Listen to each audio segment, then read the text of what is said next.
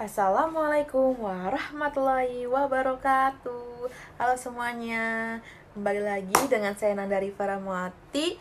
Saya kuliah di Universitas Gunung Jati, ngambil manajemen reguler sore.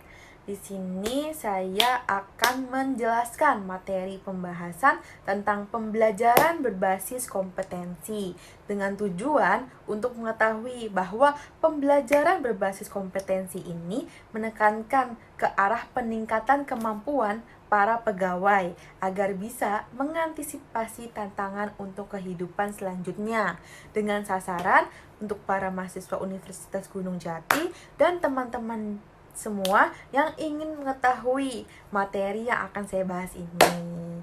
Oke?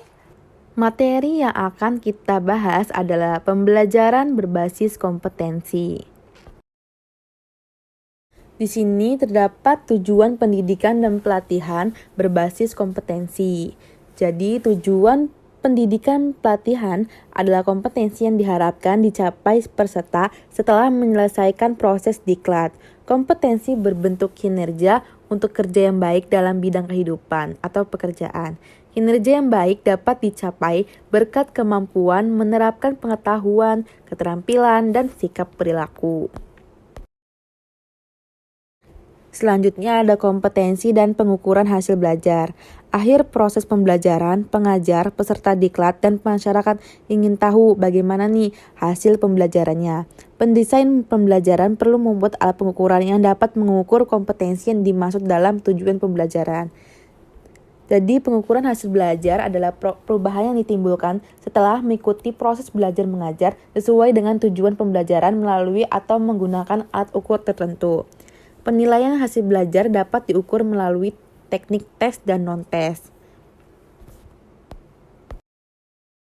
Lalu selanjutnya ada komponen pembelajaran berbasis komputer. Yang pertama, pemulihan dan perumusan kompetensi yang tepat. Kedua, spesifikasi dan indikator penilaian untuk menentukan pencapaian kompetensi. Dan yang terakhir ada pengembangan sistem penyimpanan yang fungsional, relevan dengan kompetensi dan sistem penilaian.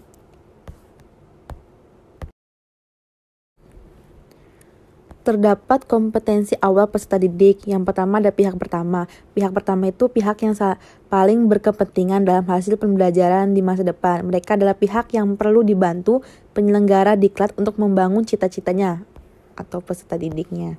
Kedua ada pihak kedua, penyelenggara diklat. Di dalamnya termasuk pengajar dan pengelola satuan pendidikan. Ada pihak ketiga, yaitu pengguna lulusan. Mereka adalah yang berkepentingan untuk mendapatkan lulusan sesuai kebutuhan lapangan pekerjaan. Lalu di sini ada perbandingan kemampuan dan kompetensi. Yang pertama, menurut kemampuan dalam kawasan pengetahuan keterampilan atau sikap. Kemampuan menjelaskan cara membuat proposal penelitian. Contoh kompetensi adalah membuat proposal penelitian yang baik. Kedua, kemampuan cara menulis laporan penelitian. Tapi menurut kompetensinya itu membuat laporan penelitian yang baik. Yang ketiga, menguraikan cara sopan santun dalam kehidupan masyarakat. Menurut kompetensinya, berperilaku sopan santun dalam kehidupan bermasyarakat. Jadi kesimpulannya itu kemampuan dalam pengetahuan itu cuma kemampuannya doang. Kalau kompetensinya berarti dia bisa melakukannya. Seperti contohnya yang awal tuh, kemampuan menjelaskan cara membuat proposal penelitian. Nah, kan kompetensinya bahwa dia tuh bisa membuat proposal penelitian yang baik.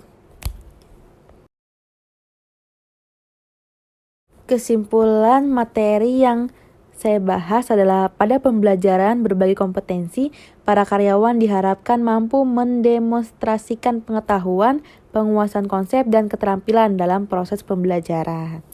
Kurang lebihnya mohon maaf. Wassalamualaikum warahmatullahi wabarakatuh.